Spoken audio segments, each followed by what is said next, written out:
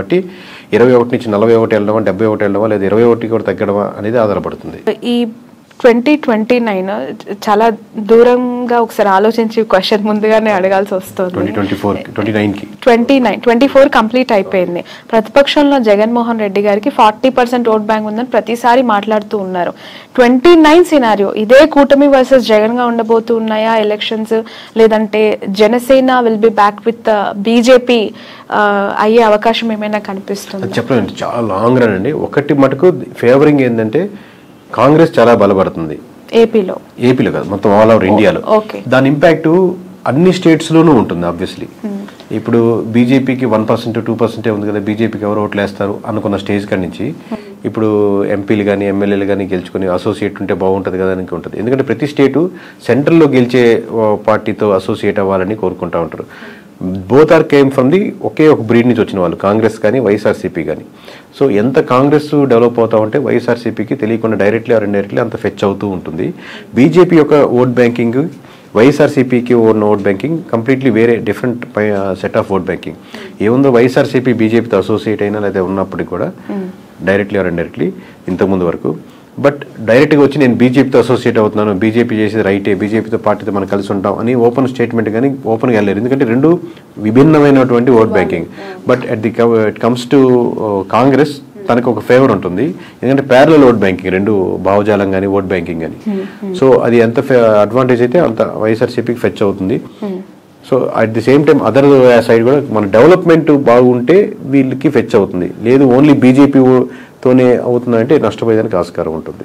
YSR Congress party parallel గా చూసినప్పటికీ కూడా AP విషయానికి వస్తే there is very separate scenario అండి. కాంగ్రెస్ పార్టీ విషయంలో అక్కడ ఒక అన్యాయం చేసింది, మాకు ద్రోహం చేసిన పార్టీగా ఆ పార్టీ పైన ముద్ర ఉంది. అది ఎంతవరకు చెరిపేసుకుంటుంది ఆ పార్టీ అనేది మళ్ళీ ఒక క్వశ్చన్ మార్క్ గా కనిపిస్తుంది.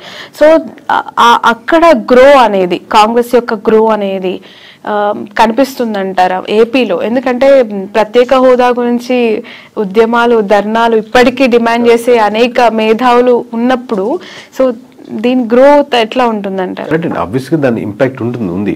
బట్ ఇంకా ఈ 4 years లో దాన్ని ఎలా కన్వర్ట్ చేసుకోగలరు, ఎలా, ఎందుకంటే కాంగ్రెస్ బలంగా ఉన్నటువంటి ఒకప్పుడు స్టేటే కదా. సో ఎంత కన్వర్ట్ చేసుకుంటారు అనేది ఇప్పటి నుంచి తీసుకునే డిసిషన్ బట్టి ఆధారపడుతుంది అంటున్నాను.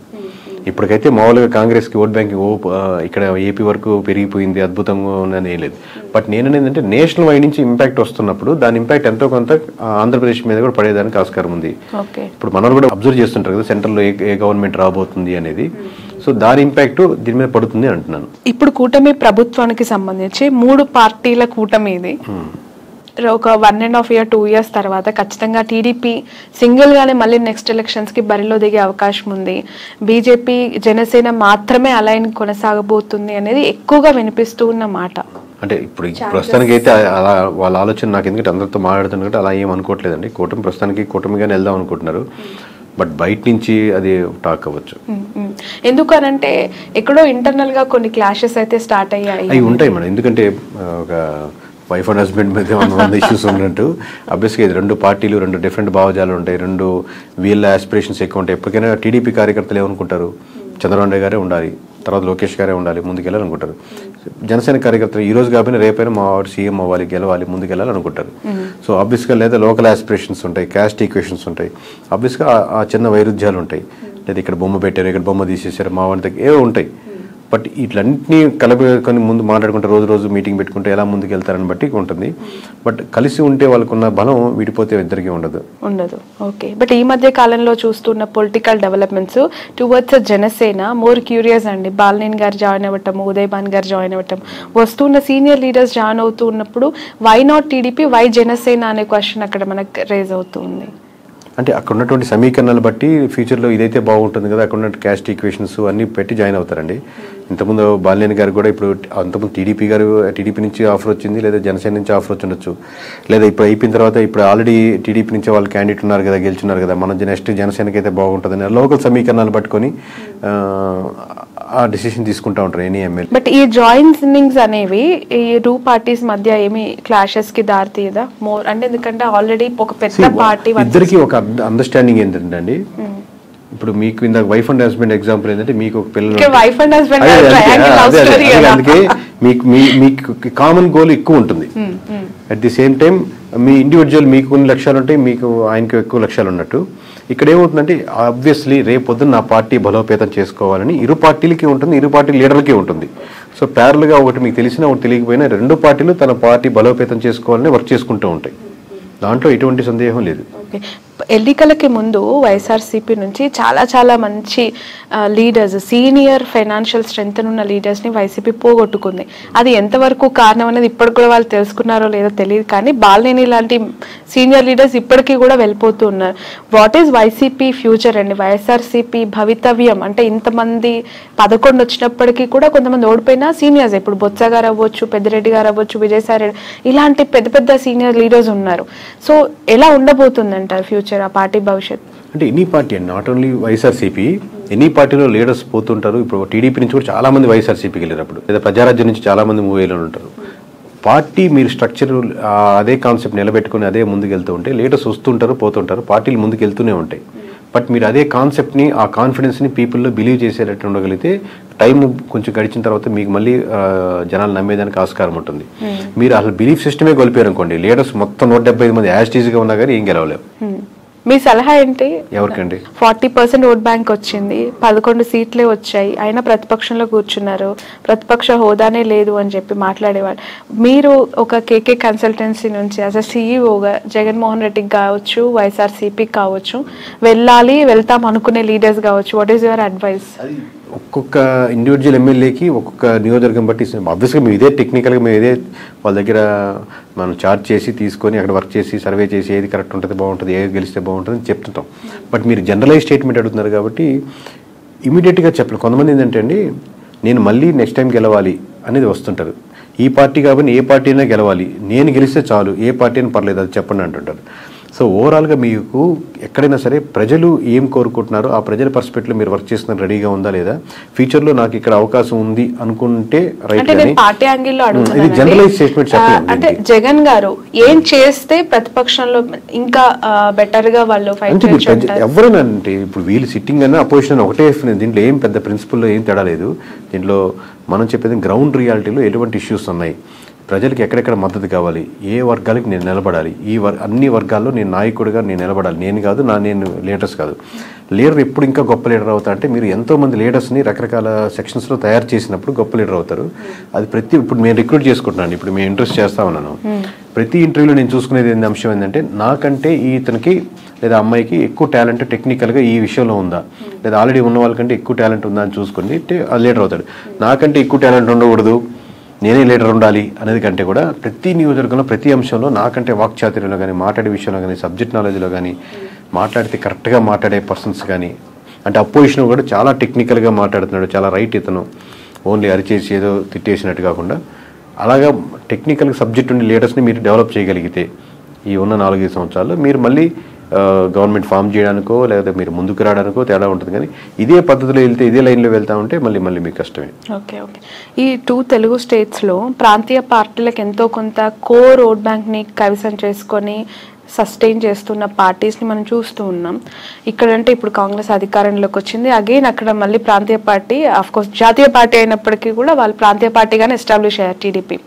సో ఒక ప్రాంతీయ పార్టీ యొక్క ప్రభావము, వాళ్ళ ఇంపాక్ట్స్ 2 స్టేట్స్లో ఇంతకాలం చూసిన ప్రజలు మతతత్వ రాజకీయాల్ని, మతతత్వ పార్టీలను ఎంకరేజ్ చేస్తాయా, కన్సిడర్ చేస్తాయా?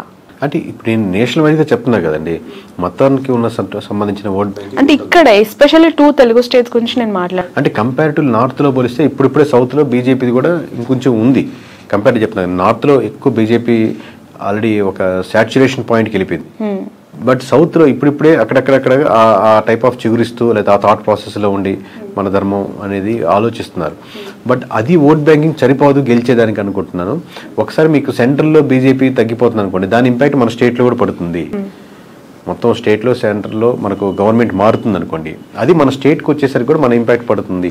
ఎప్పుడైతే మీకు బీజేపీ మీద ఎఫెక్ట్ ఎక్కువ పడిపోతుందో, బీజేపీ మునిగిపోతుందో, దానికి బీజేపీ ఆధారితంగా నిలబడిన పార్టీలు కూడా దాని ప్రభావం, దాని ఎఫెక్ట్ ఎంతో కొంత తీసుకోక తప్పదు. Okay okay in future Nara Lokesh గారికి, పవన్ కళ్యాణ్ గారికి ఎవరికి ఎక్కువగా సీఎం అయ్యే అవకాశం ఉంది అని అంటారు? మీ అజంప్షన్ ఏంటి? అది చెప్పలేము. ఎందుకంటే అండి ఇది హైపోథెటికల్గా ఆబ్వియస్గా చంద్రబాబు నాయుడు గారు ఉన్నంతసేపు ఆయన గవర్నమెంట్ రన్ అవుతూ ఉంటుంది, 5 years ఇబ్బంది లేదు కదా. But going forward obviously TDP బలంగా, టీడీపీ కార్యకర్తలు కానీ ఎట్లాగైనా సరే మా చంద్రబాబు నాయుడు గారు సీఎం ఉండాలి, దాని తర్వాత లోకేష్ గారే వాళ్ళు కోరుకుంటారు. పవన్ కళ్యాణ్ గారు ఫాలో అయ్యేవాళ్ళు ఆబ్వియస్గా పవన్ కళ్యాణ్ గారు సీఎం అవ్వాలి, ఇంకా సీట్లు 21 నుంచి మేము 71, 100 సీట్లు వెళ్ళాలని కోరుకుంటారు. బట్ ఇద్దరు కూటమిగా వెళ్ళాలనుకుంటున్నారా, సెపరేట్గా వెళ్ళాలనుకుంటున్నారా? మీరు ఇందా చెప్పినట్టు టీడీపీ సెపరేట్ అయ్యి బీజేపీ ఆబ్వియస్గా బీజేపీ జనసేన వెళ్ళాలనుకుంటున్నా, దీనివల్ల ఇట్లా సెపరేట్ అయితే మళ్ళీ వైఎస్ఆర్సీపీకి ఫెచ్ అవుద్దా?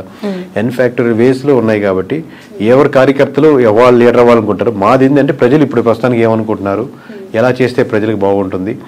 ఇంకా ఆబ్వియస్గా ఏపీ మన సొంత స్టేట్ కాబట్టి ఈ డెవలప్మెంట్లో మనం కూడా ఎంతకైనా భాగస్వామ్యం అయితే ఇది బాగుంటే బాగుంటుంది అని మనకు ఒక స్వార్థం కూడా ఉంటుంది మంది కాబట్టి. ప్రజలు ఏమనుకుంటున్నారు అనేది మీరు చెప్తానంటున్నారు. పిఠాపురం ప్రజలు ప్రస్తుతం ఏమనుకుంటున్నారు? పవన్ కళ్యాణ్ గారు ఎమ్మెల్యే అయ్యారు, డిప్యూటీ సీఎం అయ్యారు, ఒకసారి ఛాన్స్ ఇవ్వమన్నారు, గెలిపిమ్మన్నారు, అవకాశం ఇచ్చేశారు, అన్ని ఆయనకు కావాల్సిన 21కి 21 కైవసం చేసేసారు.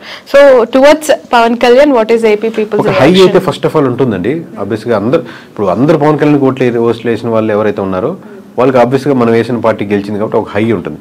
బట్ ఆ హై అలాగే కంటిన్యూ అవ్వాలంటే ఆ లోకల్ ఇష్యూస్ ఏదైతే ఉన్నాయో అడ్రస్ చేస్తూ మిగతా రోజుల్లో అది కాలువలు కావచ్చు, రోడ్స్ కావచ్చు, సమస్యలు కావచ్చు, అన్ఎంప్లాయ్మెంట్ కావచ్చు, చిన్న ఫ్యాక్టరీలు కావచ్చు, లోకల్ కుటీర సంస్థలు కావచ్చు, అక్కడికి వెళ్ళే చిన్న హాస్పిటల్స్ కావచ్చు, ఈ ఇష్యూస్ మీద కాన్సన్ట్రేట్ చేస్తే ఆ హైకి తగ్గట్టు రెస్పాన్స్ ఇంకా డెవలప్మెంట్ అవుతూ ఉంటుంది.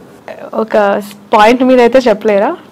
అదేనండి, అది కంటిన్యూ చేయాలి. ఇప్పుడే కదా స్టార్టింగ్, ఇంకా కంటిన్యూ చేయగలిగితే దాన్ని ఉంటుంది. కానీ ఆ హై మటుకు ఉంటుంది అంటున్నాను. మిగతా నియోజకవర్గాల్లో లేని హై పిఠాపురంలో ఉన్న వాళ్ళకి హై వస్తుంది. ఎందుకంటే మనం వేసిన గెలిచాడరా, మనం అంటే మొత్తం రాష్ట్ర వ్యాప్తంగా ఇచ్చారు. ఇప్పుడు మాకు తెలుస్తుంటుంది కాబట్టి లోకల్గా వాళ్ళు గెలుస్తారా, ఓడతారా, మెజారిటీ ఎంత 10,000, 20,000 ఇంత హైతో చూశారు కాబట్టి రిజల్ట్ రాగానే ఆ హై కంటిన్యూ అవుద్ది. బట్ హై కంటిన్యూ అలాగే అవ్వాలి అంటే మీరు ఇష్యూస్ మీదే ఐడెంటిఫై చేసి వర్క్ చేయాలి. ఓకే సార్, మీకు ప్రెషర్ ఎంతవరకు ఉంటుంది ఈ సర్వీస్ అని చేస్తూ ఉన్నప్పుడు? ఎందుకనంటే ఒక ఇంటర్వ్యూ చేస్తే మాలాంటి వాళ్ళ మీదనే బురద జల్లే ప్రజలు, లేదంటే అలాంటి పీపుల్ మనం సొసైటీలో యాజ్ ఆఫ్ చూస్తూ ఉన్నాం.